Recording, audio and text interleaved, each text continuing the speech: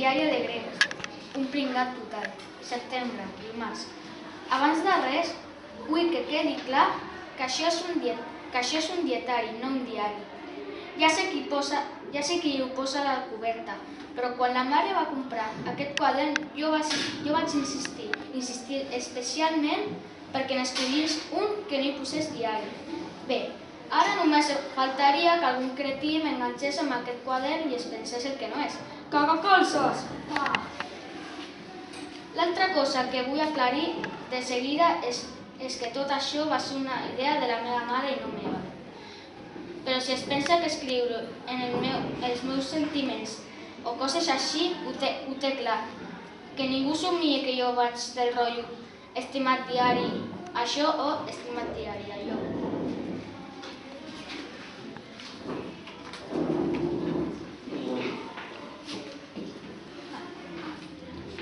Per l'únic que vaig acceptar de fer això va ser perquè m'imagino que quan sigui ric i famós tindré coses millors a fer que contestar tot el dia preguntes dels cretins. És per això que aquest llibre ens serà útil. Gregori, explica'ns coses de quan eres petit. Sempre has estat tan llest i guapo? Aquí teniu el meu diari i ara calleu. Tal com us deia, un dia seré famós, però ara de moment m'he quedat encallat en una classe de secundària amb un grup d'idiotes. Deixeu que us digui què penso de la secundària. És la parida més còsmica que mai s'ha inventat. Que consti que teniu xavals com jo que encara no han fet el canvi al costat dels goril·les que s'han d'afaitar 2 cops al dia. Fora d'aquí, teletubbies! Després la gent s'estranya que hi ha tants problemes de bullying als instituts. Si jo pogués decidir els cursos que es decidirien per alçada, no és per edat, però esclar, n'hi hauria altres problemes com xavals com el Chirag Gupta que encara anirien a P3.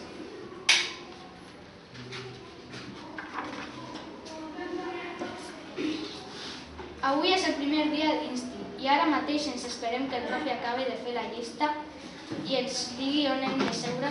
Jo, mentrestant, aprofito per escriure al quadern una història. Per cert, deixeu-me que us doni un bon consell. El primer dia de classe heu de vigilar molt on seieu. Entres a classe, fots les coses al primer lloc que veus lliure en un minut després el profe diu: espero que us hagi agradat el vostre lloc, perquè aquest serà el de tot l'any. Què? Jo en aquesta classe m'he quedat amb el Chris Jose al davant i amb el Lionel James al darrere. El Jason Brill ha arribat tard una mica més i seu a la meva dreta, però per sort ho he pogut evitar l'últim segon.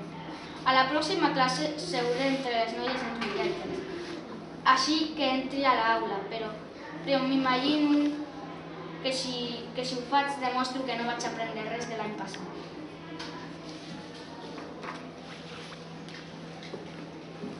Tios, no sé què passa amb les noies avui dia. A la primària era tot més fàcil. Funcionava així la cosa. Si eres el que corria més de la classe, eres el número 1 amb les noies. I a sisè el que més corria era el Ronnie McCoy. Ara és molt més complicat. Ara el pal va de la marca de roba que portes o si tens pasta o un culet molt moni.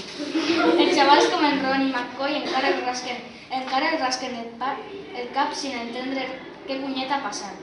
El xaval que té més èxit és el Bruce Anderson. El que realment fa caguera és que a mi les noies sempre m'han agradat, però en canvi xavals com el Bruce només saben de què va la cosa des de fa uns anys. Encara me'n recordo com es comportava el Bruce a primària.